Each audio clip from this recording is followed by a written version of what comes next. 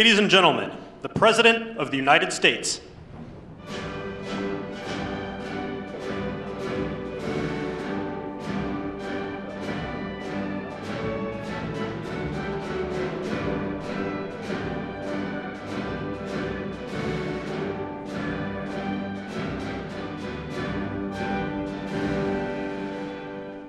Thank you very much. Thank you. Please.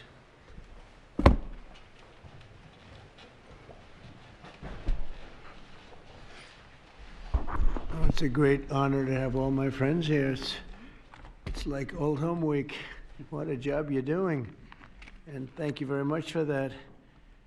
We want to begin by thanking the people that have done such a great job at the White House. They have been doing really incredible work during a shutdown.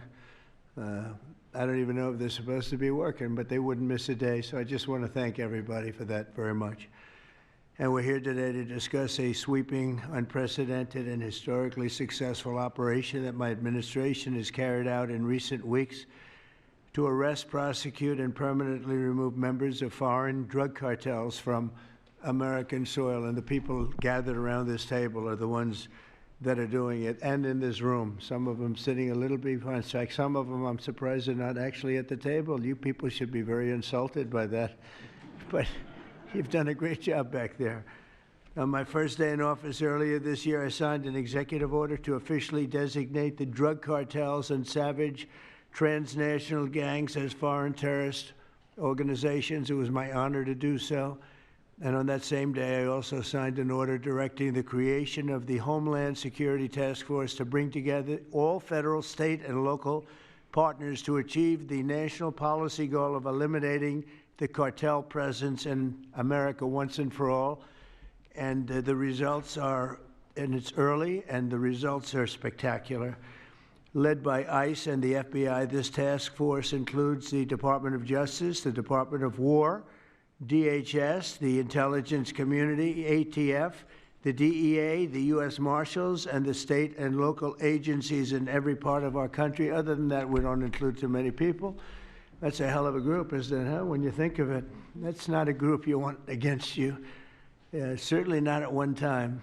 In addition to the task force members, we're pleased to be joined by representatives of law enforcement at every level, the highest level, actually, but every level, including National President of the Fraternal Order of Police, Patrick Yos. Where's Patrick? Patrick, thank you, Patrick. Thank you for the endorsement, too. That really hit it off. I would have gotten 98% anyway, but it was still good to have your endorsement. Thank you, Patrick. I don't forget those things.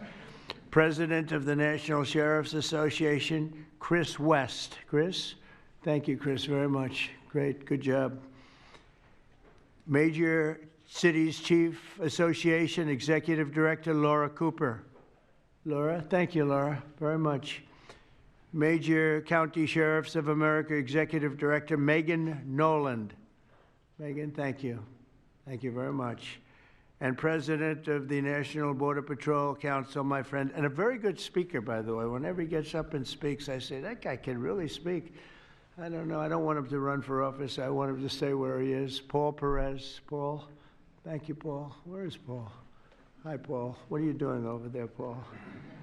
Good job. Good speaker you are, though, Paul. I mean it, too. You've made some incredible speeches, and all from the heart, too, right? Some great ones. Today, you'll hear details from my national security and homeland security teams about the extraordinary historic achievements of this new Homeland Security Task Force since it became fully operational last month in all 50 states. The job they're doing.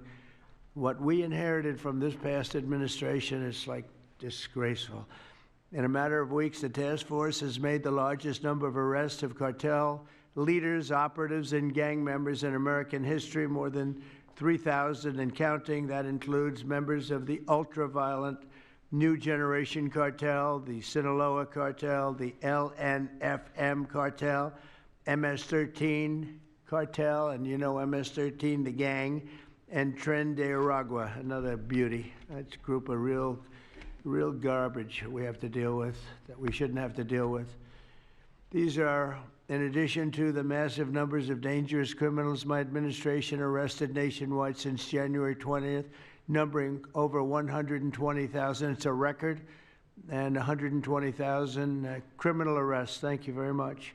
Unfortunately, for 4 long years before I took office, the last administration allowed the cartels and their operatives to frankly take over our country, to freely infiltrate America and all the communities nationwide. Along with transnational gangs, these groups have unleashed more bloodshed and killing on American soil than all other terrorist groups combined. These are the worst of the worst.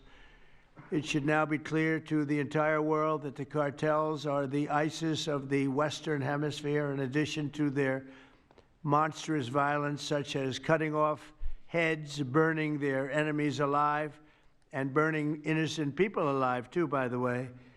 The cartels control large swaths of territory. They maintain vast arsenals of weapons and soldiers, and they use extortion, murder, kidnapping to exercise political and economic control. Thank you very much, Joe Biden, for allowing that to happen. Biden surrendered he just surrendered our country to the cartels. Don't worry, it gets better. We're taking it back. It's really fast at levels that nobody's ever seen before. But what we had to put up with, what we inherited, was just a disgrace. And while Biden was president, if he was president, I think the Autopen was president, not Biden, nearly 100% of those who infiltrated our southern border did so because they were personally approved. They admitted they were just what happened, assisted by the most dangerous and violent criminal organizations anywhere on the planet. The worst people on the planet they allowed into our beautiful country. Under the Trump administration, we're finally treating the cartels as the core national security threat that they really are. The cartels are waging war on America, and just as I promised in the campaign, we're waging war on them like they've never seen before. All you have to do is turn on your television and you'll see what's happening to them. Past administrations have tried to mitigate this threat, and our objective is to eliminate it. We're not mitigating, we're eliminating. We're getting them out. The bad ones we're putting in prison. We hate to do that because that means we're stuck with them for 50 years or more. In recent weeks, our Homeland Security Task Force has seized more than 70 tons of deadly narcotics, along with more than 1,000 illegal guns. And that's just recently. This is already the most successful anti-cartel and anti-gang operation in American history, and it's just getting started. We have incredible people. A lot of them are in this room with us today, and it's an honor to have them. But we're going to not stop until the threat has been fully and completely eradicated. I want to thank task force members with us today, including a person who's doing a fantastic job, Attorney General Pam Bondi. Thank you, Pam. Thank you. Secretary of War Pete Hegseth. Sounds so much better than Secretary of Defense. I don't know. Do you guys agree with that? I don't know. It sounds, we won the First World War, the Second World War. I would say everything before and everything in between. And then we got woke and we said, well, let's call it defense. I think we like it this way better. It's funny. That's something I thought it would be maybe controversial. And it's only controversial that we changed the name in the first place. It's not controversial at all. It's been unbelievably well accepted, Pete. Hasn't it, right? It's been pretty amazing. I thought it would be controversial. People want to have our country back. People want to do exactly what we're doing right now, and we're getting a lot of credit for it, and we should. I want to thank, though, Pete. You're doing a great job, Pete Hegseth. Secretary of Homeland Security, Kristi Noem. Kristi, thank you very much. Director of National Intelligence, Tulsi Gabbard. Tulsi, good job. And the heads of all of the law enforcement agencies all throughout the room. You're really amazing, the job you've done. To provide additional details on our mission, I would like also to ask General Bondi to say a few words, followed by Secretary Noem, Secretary Hegseth, Director Gabbard, Homeland Security Advisor Stephen Miller. Stephen, you're such a superstar, Stephen. They called Stephen the other day a very bad name, and I said, you should sue them, Stephen. I think he will. I hope he does. FBI Director Kash Patel and Deputy Attorney General Todd Blanche. And I just want to say it's an honor, the job we're doing, and these people are doing absolutely incredible. I'll just add a couple of things. In Memphis, as you know, where the numbers are down in half already, and it's only been about 2 weeks. Doing a fantastic job there. Thank you. Incredible. Nobody thought it was possible. It was really it was a very sick city. It was horrible what happened there. People would go from, if you're on the board of FedEx, they would ride you 1 block to the hotel. They said you couldn't walk it because it was too dangerous. And they're already feeling better about it. But the best example right now is Washington, D.C. We went from one of the most unsafe places in the planet, I hate to say, but in this country, to a totally safe city. It's nothing's crime-free, I guess, but this is about as close to crime-free as you're going to get. And you guys have done an incredible job with that. Every one of you have worked so hard on this one, and it's our nation's capital. And people would go to the nation. They'd go from, I always say, Iowa, Indiana. They'd go from Florida. They'd come up. They want to see the monument. I want to see the Lincoln Memorial. I want to see one of the monuments, any one of them, and they'd go home in a coffin. But not anymore. It's not happening anymore. We haven't had that happen in a long time. It was averaging more than one a week, one person a week. Who would think that's possible? And it hasn't happened anymore. And we have a safe city. We have a city where the restaurants are booming. People are going out. Nobody's being mugged, hit over the head with a baseball bat. None of the stuff is gone. We took out 1,700 criminals, many of them career criminals, many of them given to us by Joe Biden and his ridiculous open borders policy. They came in from jails from all over the world, not just South America, from all over the world. Jails, they came in from mental institutions and insane asylums all over the world, drug dealers, and we got them the hell out of here. They're either that, or if they're so bad, as I said before, we put them in jail because we can't take a chance that they come back. But I want to just say that Washington, D.C. is such an example of what could be done. And now the same thing's happening in Memphis. We're just halfway through the process, and already the numbers are far superior, far better than what we would have thought at this time. And Chicago, I just saw the number. Last week, it was last weekend, 4 were murdered, 11 were shot. And then I have this guy Pritzker, is a very weak governor. Let me be nice. I'm going to be very nice. He's extremely weak. He's pathetic. I have Pritzker get up and say how great they're doing in Chicago. They're doing very poorly. So 4 were murdered, 4, 11 were shot. I would say, and that was not a bad week for him. Okay, that was not a bad week. He's had somewhere 18 or 19 were murdered. And you know what his excuse was? Yeah, but that was a long weekend. Okay, can you believe it? He said that was a long weekend. He's bad. And the mayor is worse. I mean, that mayor is worse. Low IQ, very low IQ. And we don't need low IQ people. We need people that are going to take care. And I love Chicago, and I love those beautiful women, black women, beautiful women wearing MAGA hats. And they're all over the place in Chicago. They want protection. They don't care if it's the National Guard, if it's the Army, Navy, Coast Guard, Marines. They'll take Space Force, okay? Space Force, send them in. They just don't want to be mugged, killed, raped, shot in the head, and we stop it. So we're going to be given a very special, we're going to give Chicago very special care. As you probably know, maybe you heard, we were going to do a big surge in San Francisco, but I got a great call from some incredible people, some friends of mine, very successful people. Mark, who's, everybody knows him, and Jensen, everybody knows Jensen, NVIDIA, and others called me from San Francisco, and they said, we're working really, really hard with the mayor, and we're making progress. Would it be possible for you to hold off the surge? And I had 4 or 5 calls, and I think they're making progress of their own. That would be the greatest. I mean, if they could do that, that'd be great. And they have great competence in those people. I mean, incredible competence, some of the smartest business leaders. And they're working very well with the police department. They're doing a good job. So we are holding off that surge, everybody, and we're going to let them see if they can do it. I said, I think we can do it much faster. I know we can do it faster. I think we can do it better than anybody. We can take criminals out that they're not going to know about, and probably they don't have the legal authority maybe to do what we can. But I'm okay with it, and we're going to let San Francisco, has the potential to be, it was a great, great city, has the potential very quickly to be a great city again. And these are the companies that are there that are all working, and those are the people that asked me, could you do away with the surge, and let's see how it works. And we'll do that. If we need to, we'll do it, but it's possible that we won't need to, and we will be focusing on other places like Chicago. And we'll have Chicago taken care of very quickly. But just remember, 11 people shot, 4 people murdered, okay? And that was this weekend, and that was Chicago. And then you'll see Pritzker get up and talk about, well, we have it under control. They don't have it under control. Just the opposite, it's getting worse.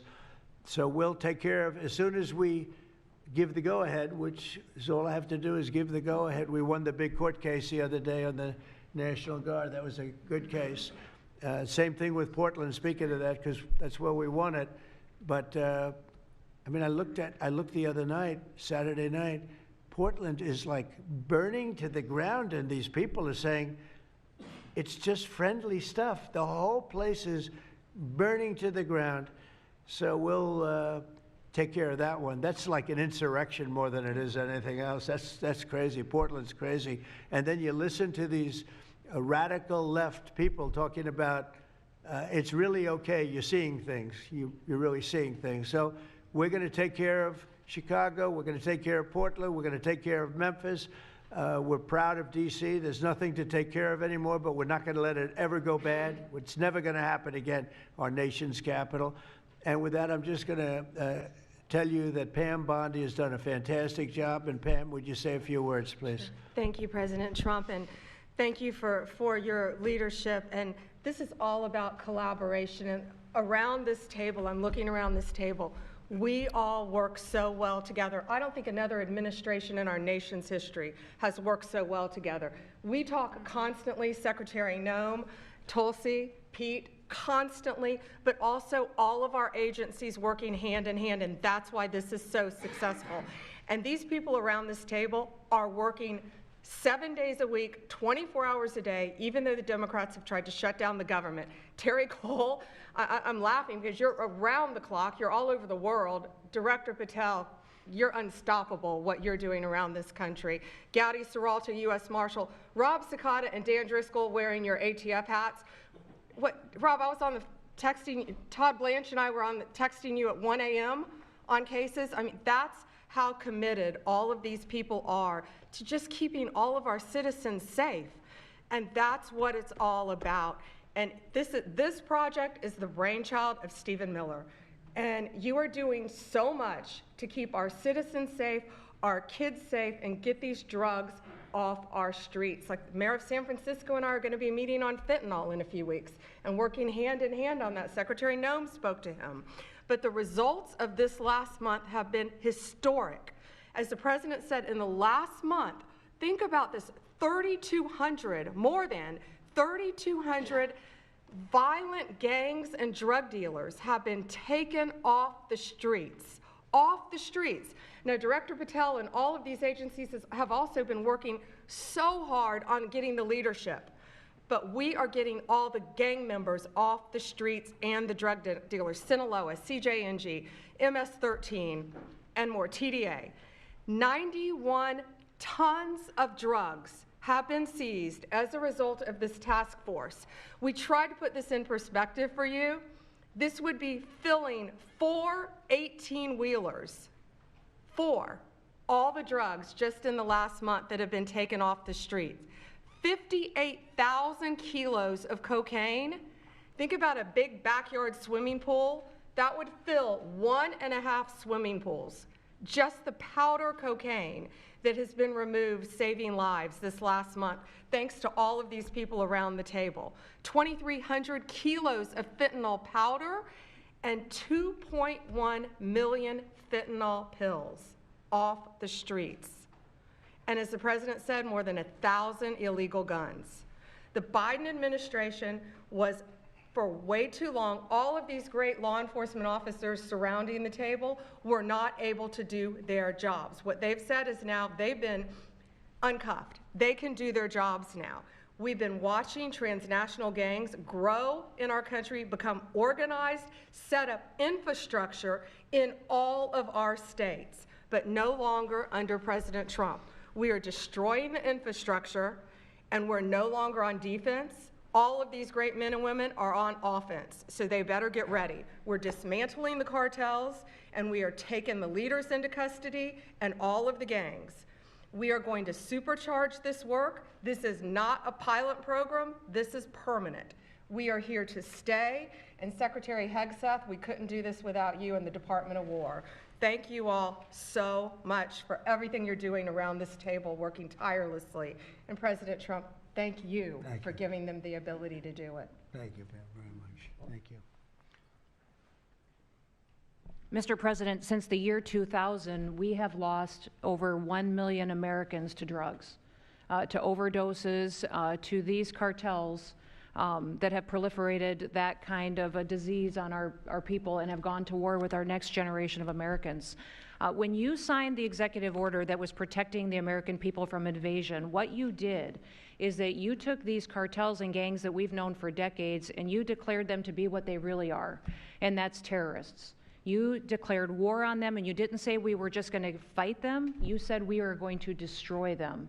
And everybody around this table is so honored to be here to work with you to destroy these terrorists that have been killing Americans for years and getting rich off of it. I'm so proud of the work that was done just in the September surge. You referenced that earlier. We had over 400 operations that went down in those first 43 days of the Homeland Security Task Force in operations that brought, as Pam referenced, 3,200 terrorists to justice, got them off the streets. Sir, we also have had over precursors and chemicals that were brought in. We've had the work at the southern border. We've got Border Patrol here at the table with you. Fentanyl has been cut down by 50% coming into this country over our borders. We've continued to work not just nationally, but internationally and on our maritime borders as well. The ICE agents that have so much violence against them and threats against them, sir, they get up every day ready to work with this task force to be able to keep people safe. And then we've got Coast Guard, who's been doing just a ton of our incredible interdictions out on the seas and the waters in cooperation with operations that you've targeted in the Caribbean with the Department of War. And sir, I just want to thank you for the leadership you put at this table, for your cabinet members, for Stephen Miller, for putting this in place to make sure that what you did when you consolidated the Homeland Security Task Force, you took 1,000 other task forces that were already established in the federal government and you streamlined them into this room, into this group right here, so that we can look at each other in the face every day and say, what's our problem? How do we address it? How do we fix it? And then we go to work together with our arms linked to do exactly what you told us to do. And that's not just protect the American people from invasion, but to kill these terrorists. You gave us the task to eliminate them, destroy them, so that they can't destroy the next generation of Americans. So thank you, sir. Thank you for the people you put around this table. Thank you very much. That's a great job. Thank you. Pete? Yes, sir. Well, thank you, Mr. President, for your leadership. Chief, likewise, Tulsi and Todd and Dan and Pam and Christy and Stephen and Cash. I mean, I could go around the table. From the Department of War, we are thankful and grateful for the incredible effort that your agencies put in. And we could not be more proud to stand shoulder to shoulder with you, not superficially, not kind of over here, but front and center on the Homeland Security Task Force, right there with you. Because our department has spent over 2 decades defending other homelands, and we're very proud to be defending our own. And if you talk to the troops down, say, on the southwest border, Mr. President, morale is sky high and continues to be, because they're proud to be defending their own communities, their own state, and their own country. So when that executive order was signed, the mission was clear: protecting the American people against invasion. And so the Department of War went straight to the southwest border. We still have 10,000 troops there. We have national defense areas. We're standing alongside the Border Patrol, and we've locked that border down, 100% control of the southwest border. You stop the invasion. And then we're proud to be going on the offense, counter-cartel operations. And it's not counter-cartel, as was mentioned. These are designated terrorist organizations, foreign terrorist organizations. Our generation spent the better part of 2 decades hunting Al-Qaeda, hunting ISIS. Well, as the president said, this is the ISIS, this is the Al-Qaeda of the Western Hemisphere. They intimidate, they terrorize, they extort, They poison the American people. The president's right. Every boat we strike is 25,000 Americans whose lives are saved because of the drugs that were headed in our direction. So our message to these foreign terrorist organizations is we will treat you like we have treated Al-Qaeda. We will find you, we will map your networks, we will hunt you down, and we will kill you. And you've seen that evidence in the maritime domain, whether it's in the Caribbean or in the Pacific with the last 2 strikes. We know exactly who these people are. We know what networks they work with, what foreign terrorist organizations they're a part of. We know where they're going, where they originated from, what they're carrying. And they know we know. And that will soon start to change the calculus of these boats. So the critique of this is, of course, as often is the case, wrong. We know our authorities. It's locked tight. And we're going to treat them like foreign terrorist organizations on the offense. So the Department of War is not going to degrade or just simply arrest. We're going to defeat and destroy these terrorist organizations to defend the homeland on behalf of the American people, making the jobs of law enforcement safer in the process, making the communities of Americans safer in the process. We think it's a very core mission of the Department of War, and we're proud to be here, Mr. President. Thank you very much, Pete. Thank you. Tulsi, please. Yes, thank you, Mr. President. The key reason that you are hearing about these incredible effects is, number one, the team that you've assembled here and the leadership and the tone that you have set, first and foremost, about keeping the American people safe. The intelligence community plays a critical role in being able to support our law enforcement at the federal, state, and local level to make sure that they are armed with actionable intelligence to be able to actually go after those who threaten the safety and security of the American people. Mr. President, under your leadership, for the first time, there is a newly created National Intelligence Fusion Cell at the Office of the Director of National Intelligence, National Counterterrorism, that has a very simple purpose: to make sure that we have two-way intelligence sharing of actionable information between the intelligence community and law enforcement. I want to talk briefly about 3 successes that we've had just here in the last few weeks, Mr. President, through the success of this interagency fusion cell. Just this last week, our National Counterterrorism Center supported, through actionable intelligence to both U.S. law enforcement as well as Mexican law enforcement, the arrest of a Sinaloa cartel boss, El Plato, in Juarez, Mexico, as well as his top 3 money launderers. In a separate and recent successful interagency operation, NCTC worked closely with the U.S. Marshals Service that led to the arrest of another dangerous Sinaloa cartel member responsible for tracking a huge amounts of cocaine and hundreds of thousands of dollars in this single incident with drug proceeds through his network. And I'll say the last example I'll share is probably the most insidious, was providing intelligence to the Mexican law enforcement that led to the arrest of a CJNG cartel-affiliated baby trafficker called La Diabla.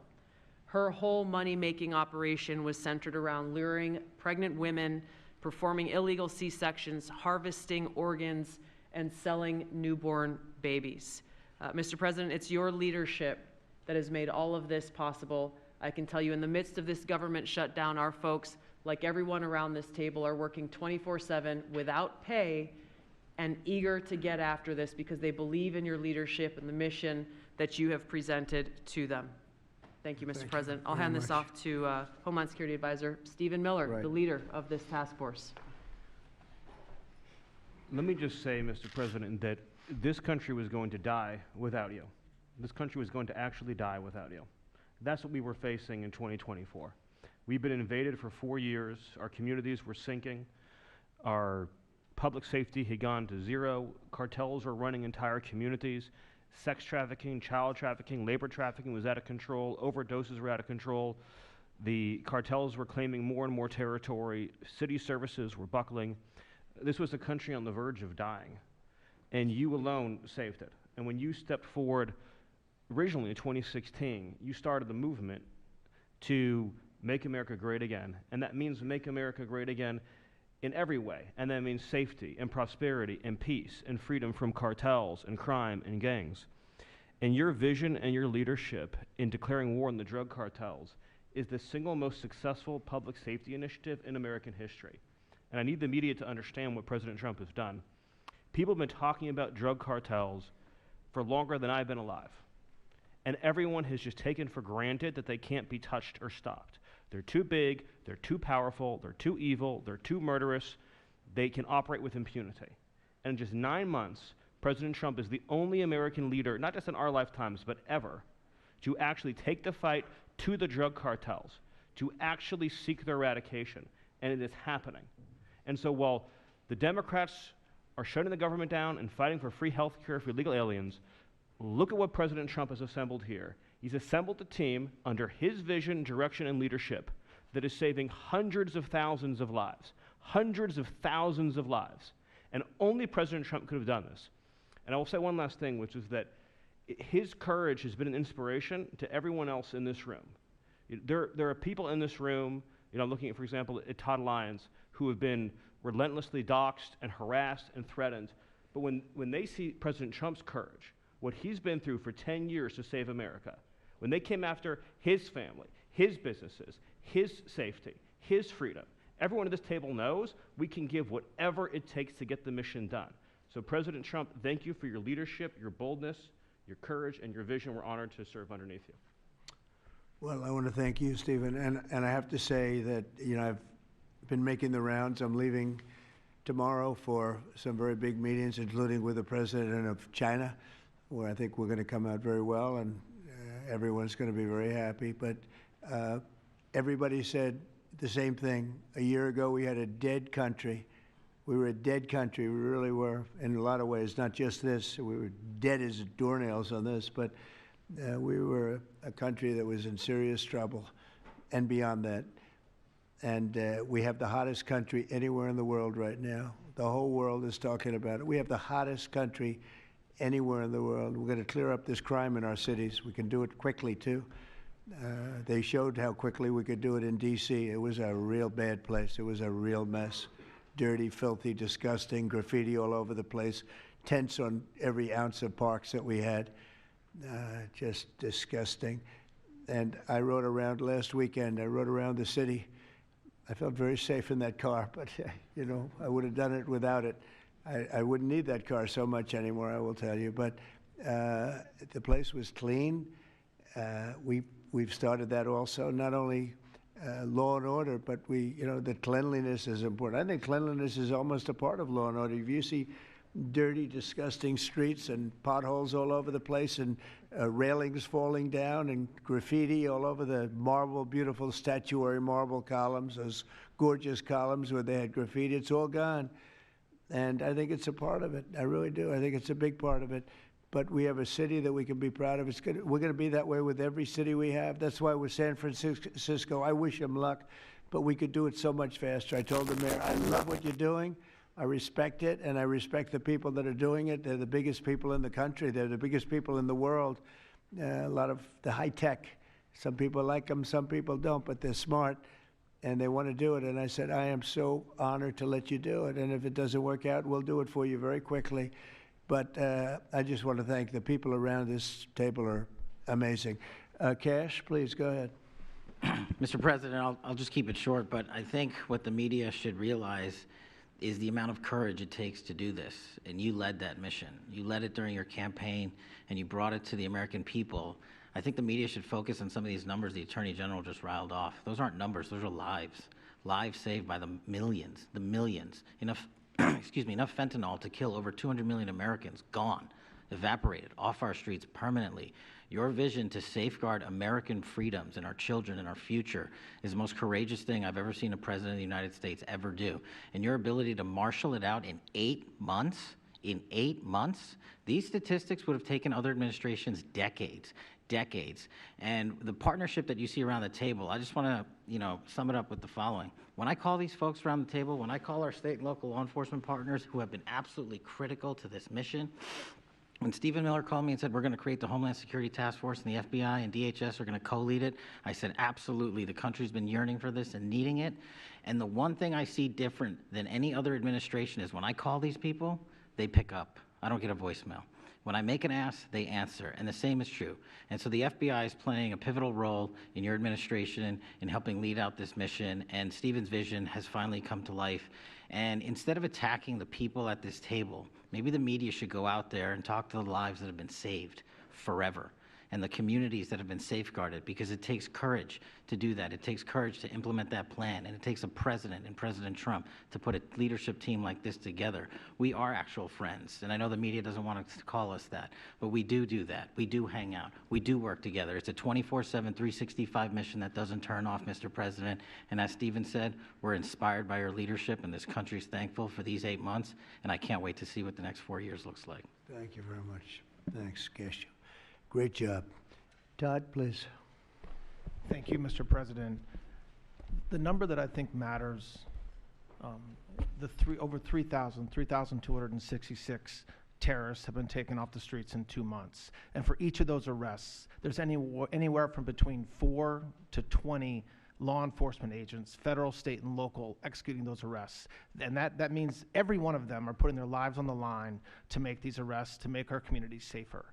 And so what I will say to them is thank you, but also what I will say to them is that to the extent that there are politicians, as recently as today, suggesting they are doing something wrong. We have governors, district attorneys, mayors, and even congresswomen suggesting that our federal law enforcement and the state and local law enforcement that are helping them are doing something wrong.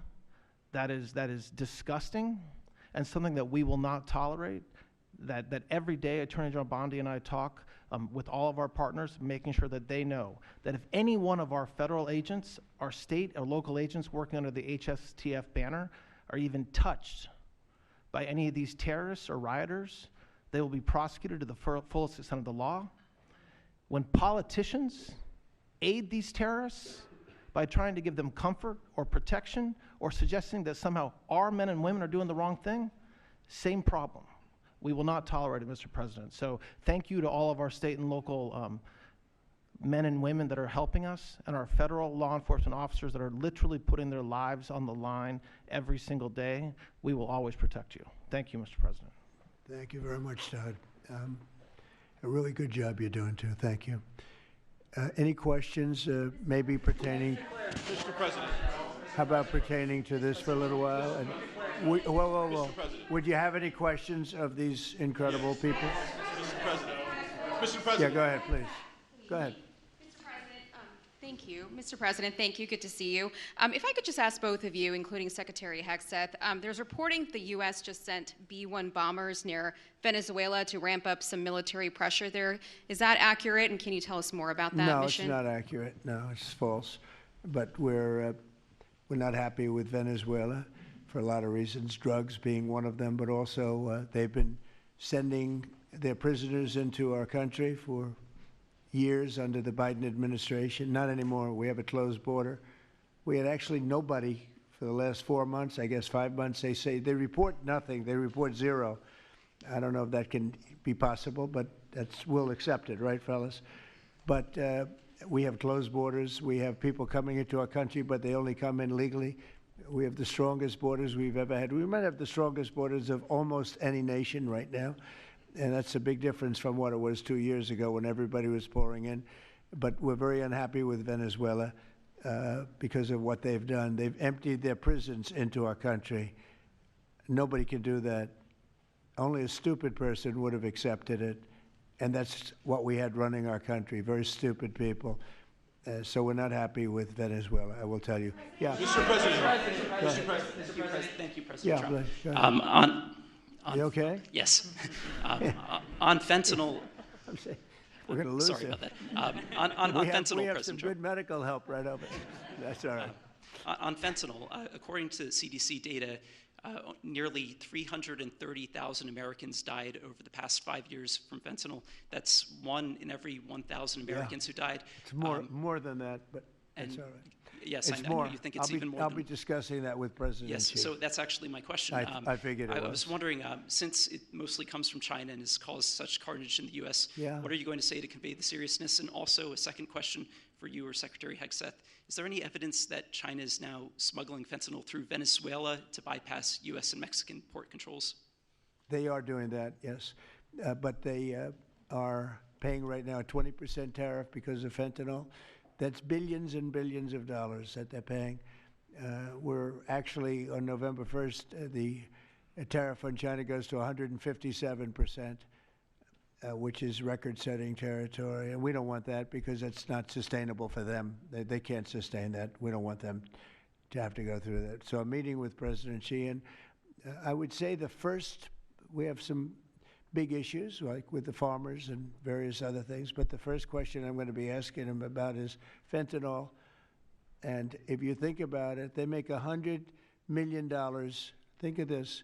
They make $100 million selling fentanyl into our country, $100 million.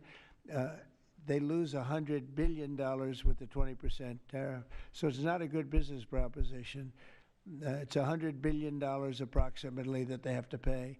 It's a big penalty to make $100 million. So I think they want to do something. They want to put it on the list. It's on the list. It's one of the things we're talking about, and I'm putting it right at the front of the list. So they pay a very big penalty for doing that, and I don't think they want to be doing it. And we'll see what happens at the end of next week, because I'll be meeting next week, as you know, along with, we're stopping in Malaysia, we're stopping in South Korea, we're stopping in Japan. I'm meeting with President Xi actually in South Korea. So it'll be the first thing on the list. Yeah, please. Yes, Mr. President. On the drug boats, sir, has there been any discussion about capturing one so that you can show the amount of narcotics? We know everything about them. Yeah, Jennifer. We know everything about them. We know where they're coming from, who they're coming with, generally who's in the boat. I'll let Pete discuss it a little bit, but they have incredible intelligence. And, you know, usually when you see 5 engines, I've never even seen that before, but when you see 5 engines on a boat going about 65 miles an hour, loaded up with white powder in silver cases, generally speaking, that's not a good sign. They're not going fishing, right? And you don't see any fishing rods, right? So, Pete, I'll let you discuss that a little bit, please. Well, yes, sir. Likewise, generally you don't see fishing in submarines either, sir. So the U.S. military, as I mentioned, nobody better in the world at mapping networks, identifying who's connected to who inside terrorist organizations. It's just the media is used to hearing that when it pertains to Afghanistan and Iraq and ISIS and Al-Qaeda. But if you reframe how you understand the world in our own hemisphere, that's exactly what these foreign terrorist organizations are. And so we will track them, we will map them, we will network them, and we will hunt them and kill them because they're trying to and they are killing and poisoning the American people. And inside that, we have all the license necessary, all the authorities necessary to take these kinetic strikes, and we'll continue to take them. And we've been, you know, just to add, because I think it's important, we've been capturing them for years. You know, it's not like, gee, let's capture one. We've been doing that for years. For 25 years, we've been doing it. Not at a level like we're doing it now. I mean, just with the hits we're hitting, but we have much more intensity than any administration's ever had. But we've been capturing these boats for years, and they get back into the system, and they do it again and again and again, and they don't fear that. They have no fear. The thing I can tell you right now, it's very hard to find any floating vessel right now on the Pacific or in the Gulf, and I would like to call it by its official name, the Gulf of America. Another little triumph of the Trump administration. I said for years, I said, why do we call it the Gulf of Mexico? It's 93%, the shoreline is 93%. All right, so I never understood that, so I made that change. I never realized how easy that was going to be, other than, I guess, AP fought us in court, and the judge said, but that's the name. And actually, they were sort of semi-prohibited from even covering us after that. It was pretty amazing. But we have the Gulf of America, and there are very few boats, very, very few boats, not even fishing boats, to be honest. I don't want to do that to the fishing industry, but it's been so effective. And our sea drugs, as they call them, they use the term sea drugs, the drugs coming in by sea, are like 5% of what they were a year ago, less than 5%. So now they're coming in by land, and even the land is concerned because I told them that's going to be next. You know, the land is going to be next, and we may go to the Senate, we may go to the, you know, Congress and tell them about it, but I can't imagine they'd have any problem with it. I think, in fact, while we're here, I think it's a good idea, Pete. You go to Congress, you tell them about it. What are they going to do? Say, gee, we don't want to stop drugs pouring in. They're killing 300,000 people a year. I think that's the real number, 300,000 people a year. So between that and my discussion with President Xi, I think we have never made progress like we've made. The sea drugs are almost dead, and they can't come in that fast from the land. And the land drugs are much more dangerous for them. It's going to be much more dangerous. You'll be seeing that soon. So that's the way it is. Yeah. Go ahead, please. Yeah, go ahead, please.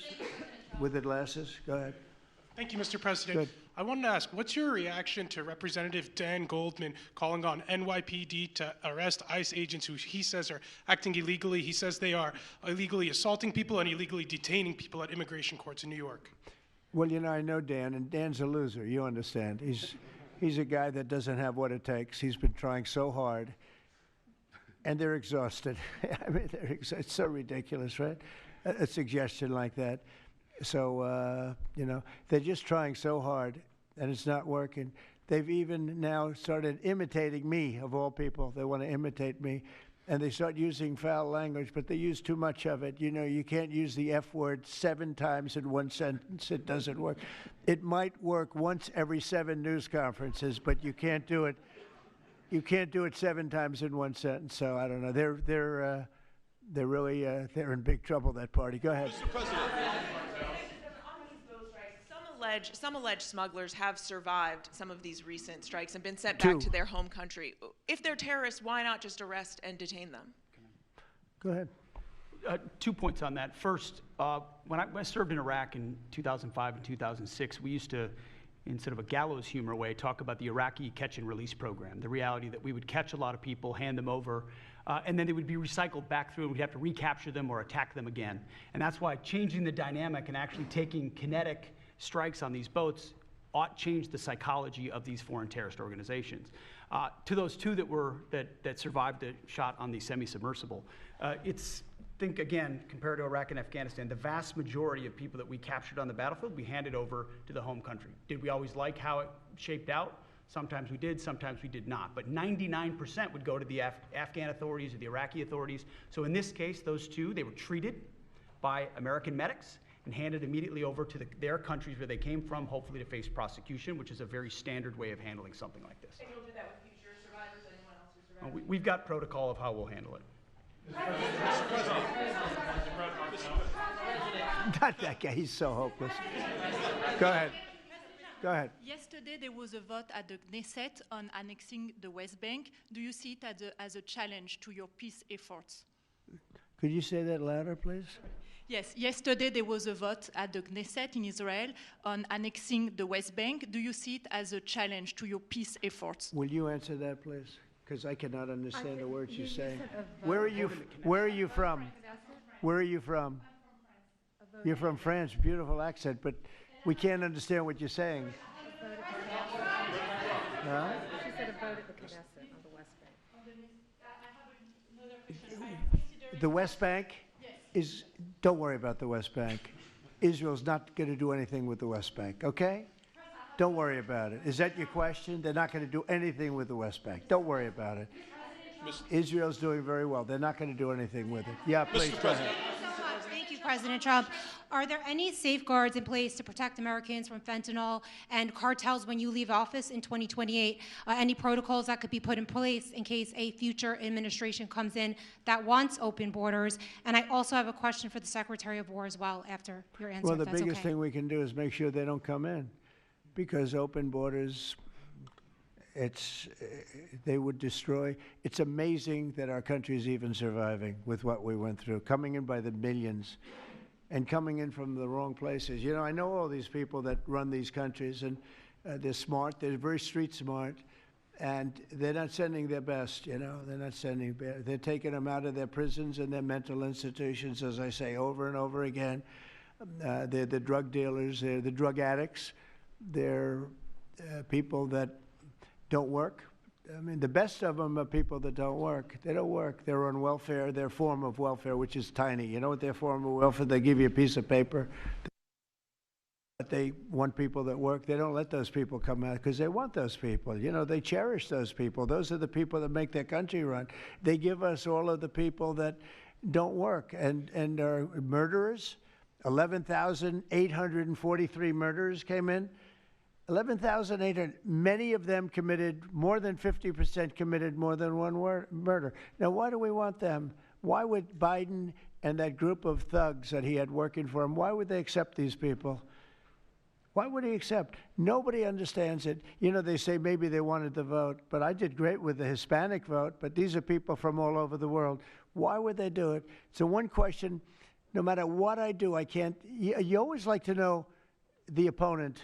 You have an opponent. What are they getting at? And usually you can. Why would they allow 20 million, maybe 25 million people into this country, almost all of which, but most of which should not have been allowed into our country? It's one of the great enigmas. What they've done to this country should never be forgotten. In history, should never, ever be forgotten. And now it looks like we're going to have a communist mayor in New York. That'll be a lot of fun. But remember this, they have to go through the White House. Yeah, please, go ahead. Today you pardoned the founder of Binance. Can you explain why you chose to pardon him? And did it have anything to do with his involvement in your Which one? Who is that? The founder of Binance. He has an involvement in your own family's crypto one, business. yes.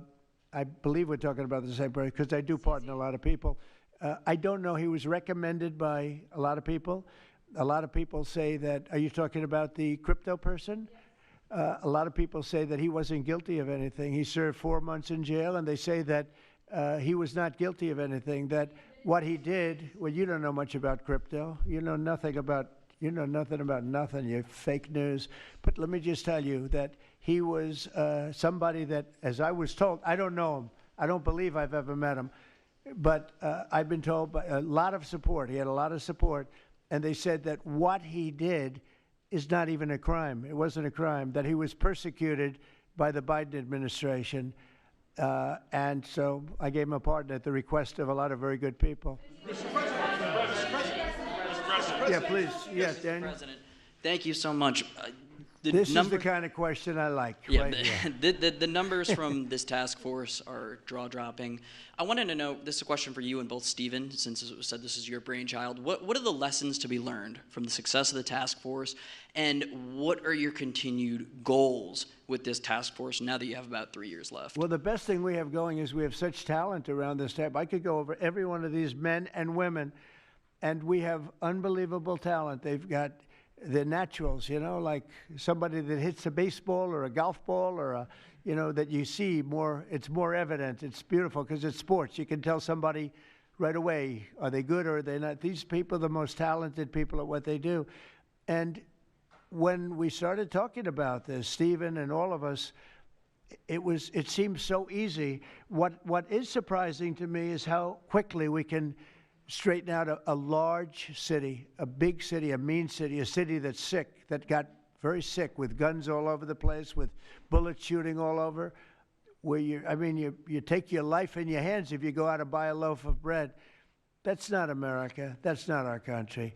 And those people don't care how you do it. They just want it done. They really do. You know, when you go to the people in the street, they don't know, is it National Guard? They just want it done. They want to be safe. And we've gained a great following of Americans, real Americans, people that want to be safe. But I think the biggest thing we say is we have tremendous talent. We were able to recognize, like a football team, like a baseball team, we were able to recognize the talent. And the talent is largely in this room for the whole country. It's largely in this room. There's really nothing like it. And that's why I think we had D.C. done, not perfectly, but pretty much done, at least normalized in 12 days. Would you say 12 days? On the 12th day, it felt different. And you know, we took a lot of bad people out, never to come back again. Then most of them never to come back again. But there's great talent, and there's also great courage. I've been watching what goes on. And then you have the radical left lunatics, and what's that all about? I mean, they're fighting us because we want to stop crime. Where do these people come from? They're paid money. I guess they're paid a lot of money. But like I saw that ridiculous march the other day, I say, these people are not representative of our country. And not all of them, of course, but many of them are total lowlifes. These are lowlifes. These are people that are paid agitators. and they're not representative of our country. So I don't know. I can just tell you that our country has tremendous spirit right now. You know that better than anybody because you cover it well. But we have a lot of people that are very happy right now with the direction. They did a poll the other day. The direction of our country is better than it's been in 37 years. And I'm upset because I think it should be better than that. I actually said we should be better than that. So, you know, thank you very much for your question. Brian? Brian? Mr. President, yes. Thank you, Mr. President. You guys have done an amazing job in Memphis. Some of those numbers are staggering, and we've gotten message on social media wanting to thank you for that. But I think, can you talk about the number of missing children you guys have discovered in Memphis? That's amazing. Well, it's hundreds of thousands were lost through Biden and the Biden administration, and we are getting a lot of them back, but they're either dead, they're slaves, they're captured in some form. But think of it, hundreds of thousands we're talking about, not even believable. And they came in through the border, they were sold, they were bargained for, and this was all Biden, meaning Biden and Obama, the same, you know, the same mentality, frankly. I think it's the same mentality. Let me tell you, Barack Hussein Obama was a lousy president. A lot of bad things happened. Remember when they used to talk about Trump with the jail cells? Well, he built the jail cells for the children. He built those jail cells. Remember that came out? But, sir, they were built in 2014. You remember when that came out? After me going through that stuff for about 2 weeks, and then they found out it was Barack Obama that built those jail cells. No, these people they were bad leaders. I hope we don't have it again. I hope we don't have it again because, you know, our country's come back a long way, but it can only withstand so much, and we don't want to ever go through that again. We never want to have open borders again. We don't want to have men playing in women's sports. We don't want to have transgender for everybody. We don't want that. We want to have a great country with low interest rates, nice housing, great education, a strong military, the basics. Yes, please. In last night's New York City mayoral debate, Zohran Mamdani said he would close Rikers Island if elected. What kind of impact would that have on public safety? Well, it's not good. I guess it's not a very nice place, but you need it. You know, you need something. You have a lot of additional people in New York City that should not have been here. They came here through the open border, through Biden's. You know, I don't know how they even do it. New York City's always been tight for money, and then they spend, you know, $8 billion, and nobody complains about it, on people that just showed up and they just came out of nowhere. Where did they get the money? All of a sudden they have money. I tell you what, we have to keep our prisons very fair and very safe, but you get a lot of criminals. We have a lot of additional criminals. I used to talk about it. They used to say, well, only good people come in from foreign countries. I said, that's not right. I didn't know that for a fact, but it had just started, right? The open borders and people flowing in by the millions. They make our criminals look like the nicest people on earth. That's the only good thing. They make our criminals look like nice people. They are the meanest, the most vicious. Tren de Aragua, you don't get any sicker. They cut people's fingers off because they called the cop. Did you call the cop? Yes. They cut off his finger so he can't call the cop anymore. And then they say, next time we're going to cut off your hand if you cut, because they took over his apartment in Colorado. You know, Colorado, they took over a town, then they took over another town, and you have a weak governor over there. He doesn't know what the hell he's doing, so he lets it go on. But we're getting them out of here. We're getting them all out. They're going back to lots of, not just Venezuela, they're going back to lots of countries. Venezuela would be one, however. Yeah, please. Thank you, Mr. President. Yeah. A moment ago, you said that if Secretary Hegseth went to Congress and briefed them on the operations No, we against will these, go, I said. You will go. And we it would will be go. difficult for them to object. I don't see any loss in going. No reason not to. You know, they'll always complain, oh, we should have gone. So we're going to definitely, I'd like to just tell you, let's go. We'll go.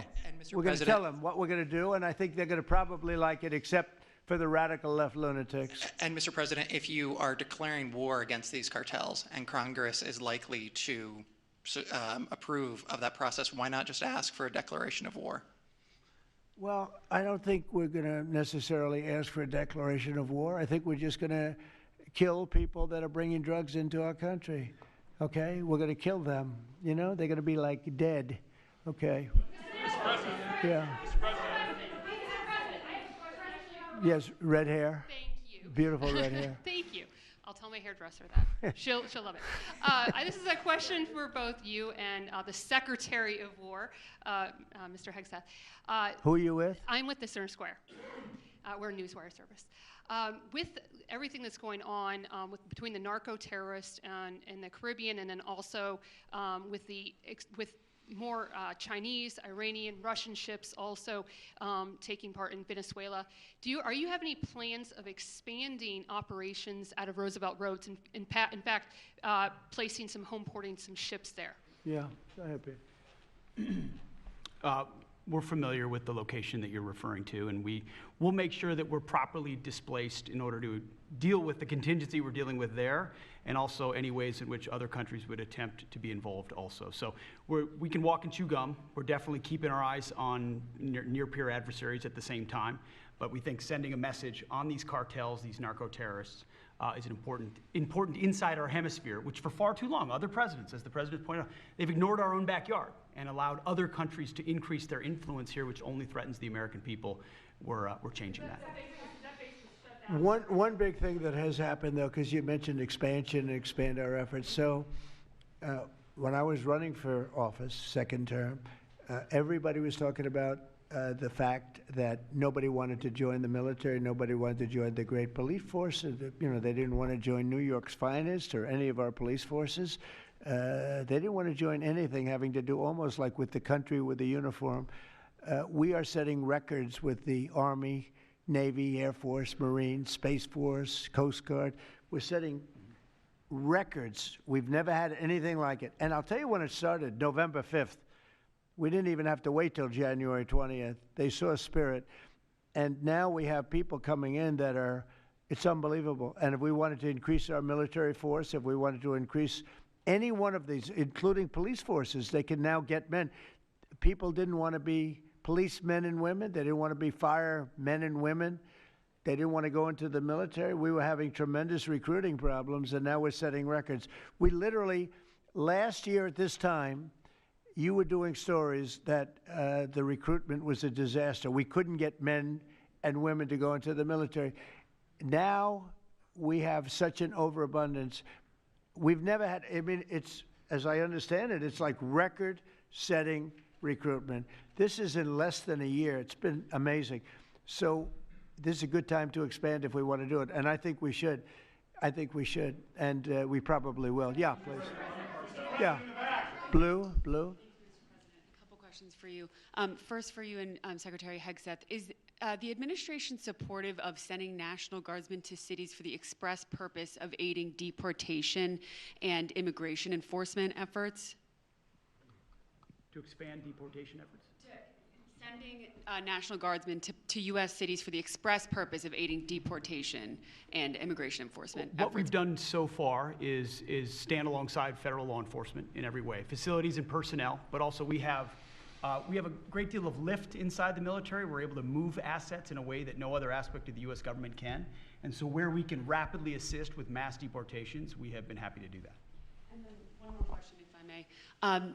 Is the administration at all supportive of potential measures to crack down or regulate or even ban apps that track ICE agents' locations?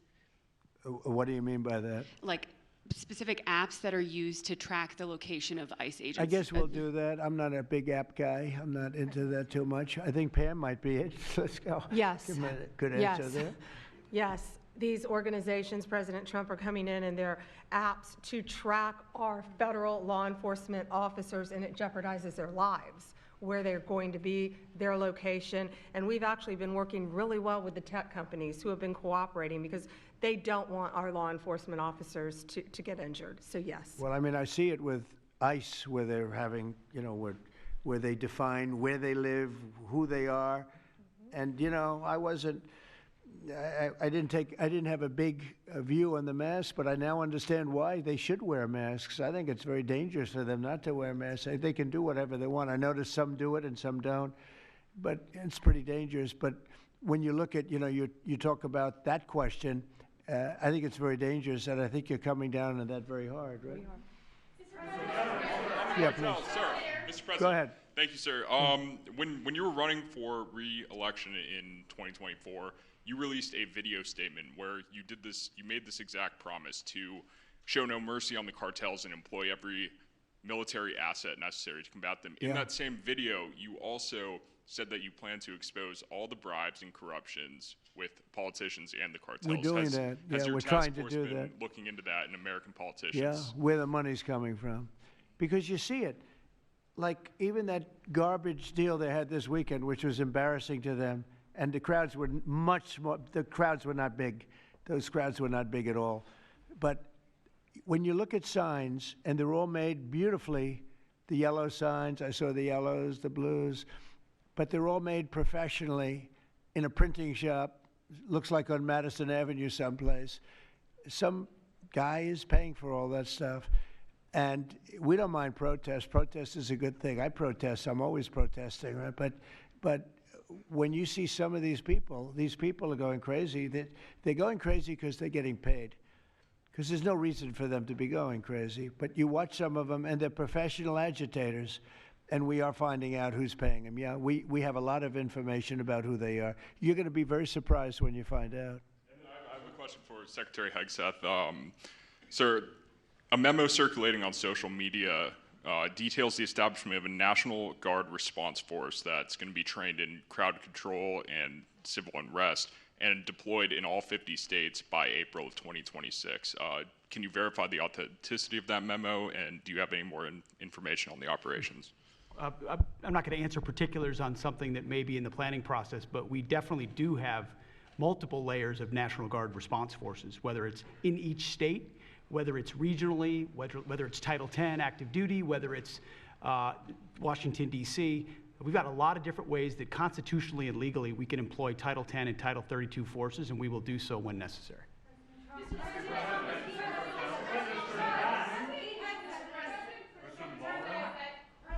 you. President Putin basically said today that Russia is immune from U.S. sanctions. He said that it would not impact the Russian economy in any serious way. Is he good. wrong? I'm glad he feels that way. That's good. I'll let you know about it in 6 months from now. Okay, let's see how it all works out. Yeah, go ahead, please, Blue. One question about the task force, one about the shutdown. I'm Taylor Poplars with Spectrum News. The same day you established this task force back on January 20th was the same day you pardoned the January 6th defendants. Yeah, very proud of that. Yeah. Just last weekend, one of them was charged with allegedly threatening to kill House Minority Leader Hakeem Jeffries. And a big theme of this task force has been allowing law enforcement to do their job and holding accountable people who go after law enforcement. Do you worry that your actions back on day one undermine what this task force is trying to accomplish? No, you have thousands of people that we're dealing with, and you know, if one goes haywire, look at what this guy in Virginia said, where he wanted to kill his opponent. He's going to kill his opponent. He's going to kill his opponent's children and I think wife, and he continues to run. And the Democrats continue. He's running for what, Attorney General in Virginia.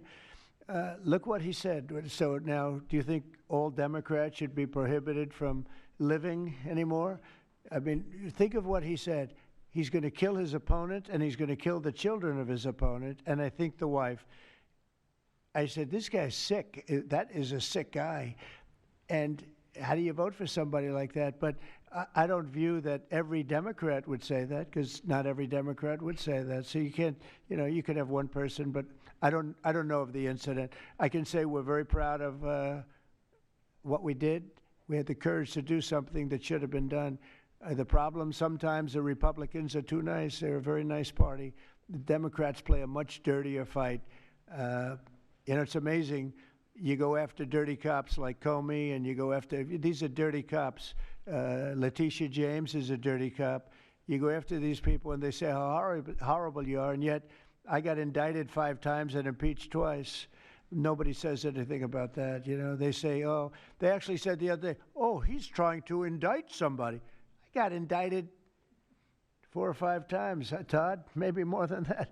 Yeah, I think you could say 87 times if you really think about it, right? With the charges, a bunch of phony guys, but nobody says anything about that. But they mentioned it the other way. No, the Democrats play a very dirty game. It's all they're good at. They're good at a couple of things: cheating on elections and playing very dirty. And they have one good trait: they stick together.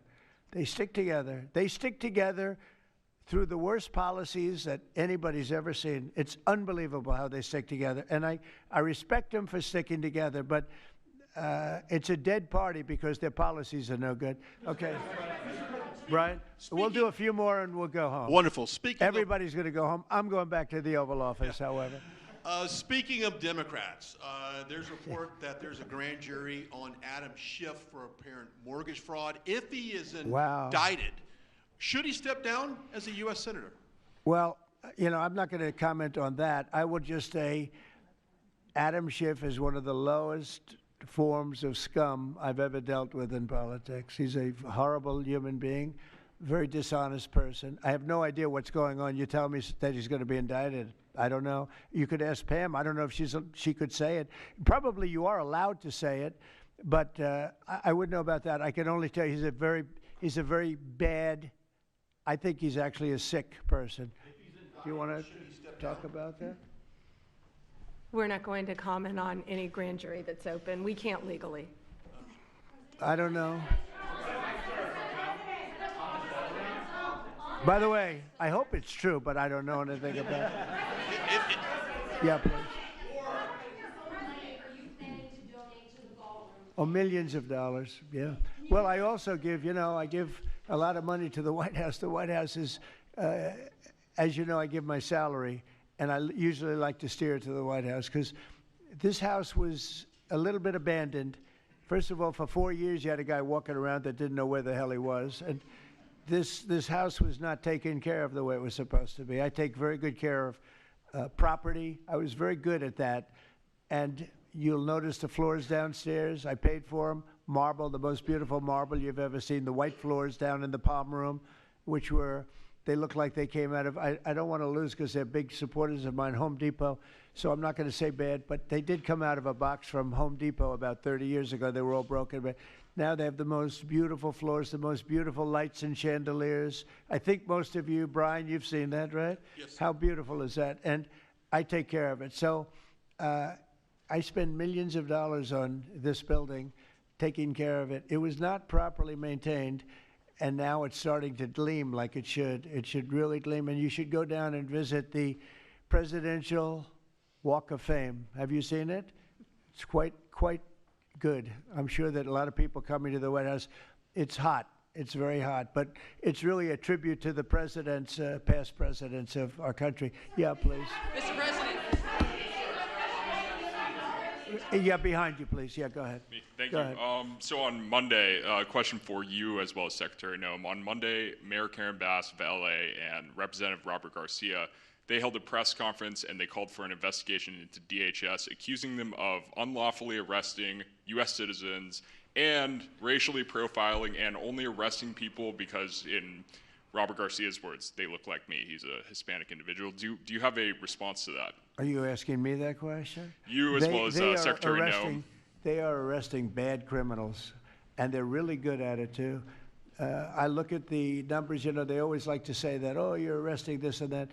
Then when you check it, you find out, geez, almost every single time, and, obviously every once in a while they may get one wrong, but they always correct it. They're able to correct it.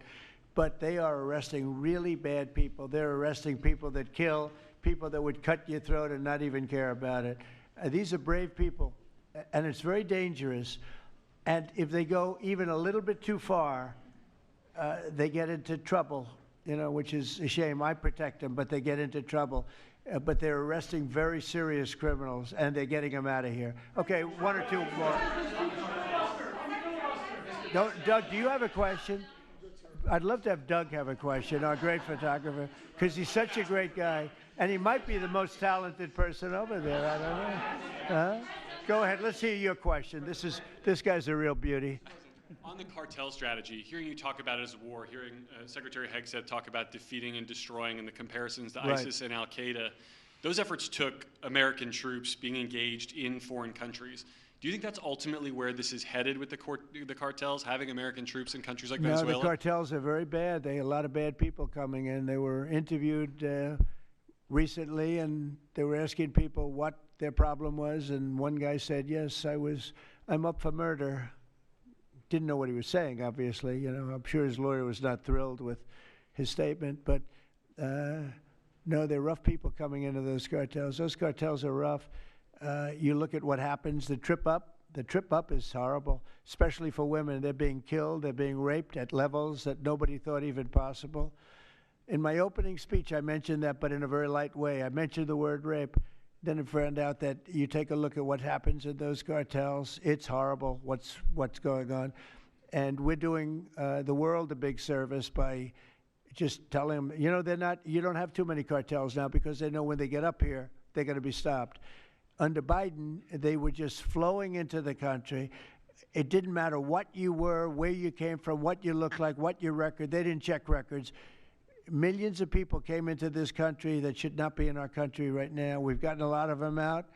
It's the single biggest problem that we were given. Inflation, I've already taken care of. Economically, the country is the strongest it's ever been. Thank God for tariffs. If we didn't have tariffs, we'd be a third world nation. But thank God for tariffs. We're the richest nation in the world now because of tariffs.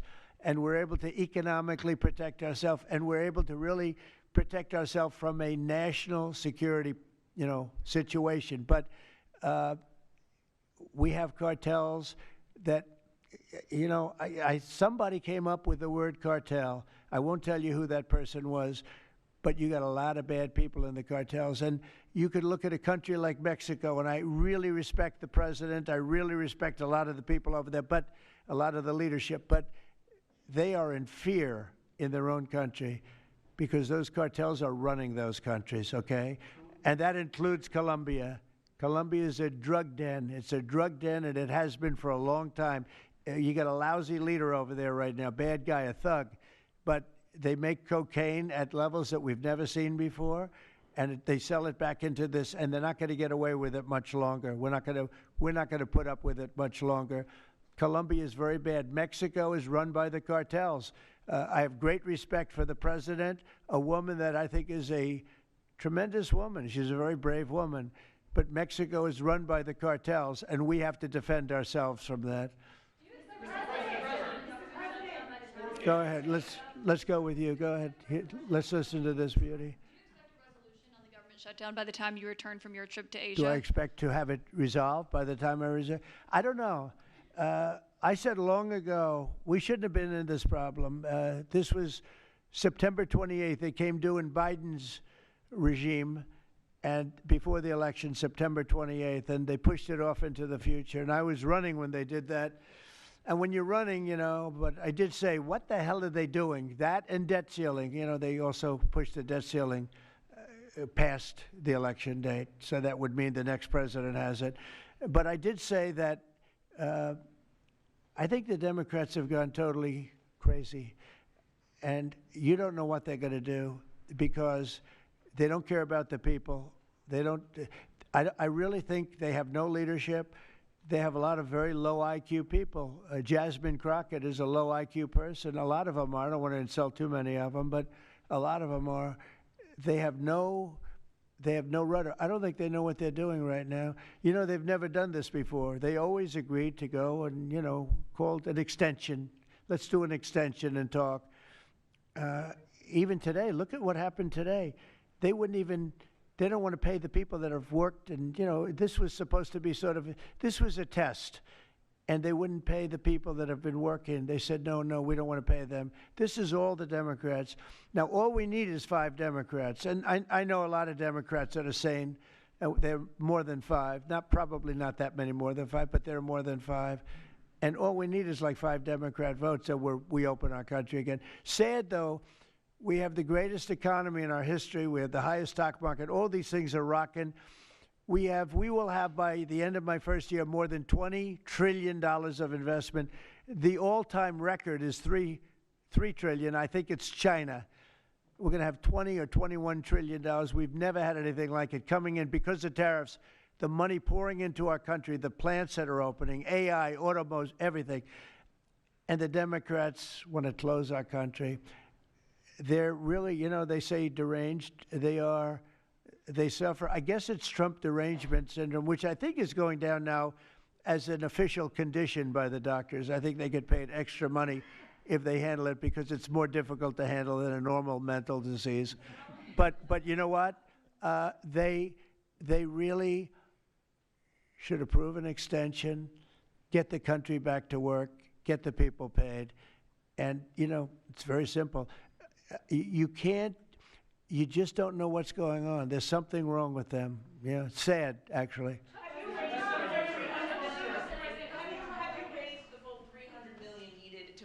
Have you raised the full $300 million needed to fund your ballroom? And how much specifically are you donating to this construction project? I think $350 million. All donor money and money that we put up. We've raised, it's going to cost right in the neighborhood of $300 million. It's been expanded and made absolutely, it'll be the most beautiful ballroom anywhere in the world, I think. And how much specifically are you donating to it personally? How much am I donating? I won't be able to tell you until I finish, but I'll donate whatever's needed, I'll tell you that. Do I have a name for the? I won't get into that now. Yeah, go ahead, please. Without their first full paychecks, federal workers. By the way, a friend of mine, talking about donors, a friend of mine, a man that's great, I'm not going to use his name unless he lets me do it. Susie can tell you about this, but he called us the other day and he said, I'd like to contribute any shortfall you have because of the Democrat shutdown. I'd like to personally contribute any shortfall you have with the military, because I love the military and I love the country, and any shortfall, if there's a shortfall, I'll contribute it. And today he sent us a check for $130 million. Do you share who that is? I would love to tell you. He doesn't really want the recognition, if you want to know the truth, but he gave us a check for $130 million, which was sort of a shortfall, yeah. And it's going to go to the military, yeah. Is that the correct number? $130 million. That's what I call a patriot. Okay. Thank you very much, everybody. Thank you. Thank you.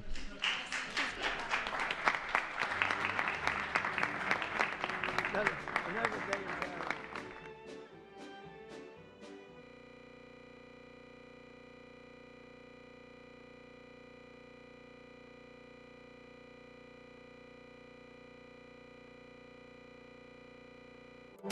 in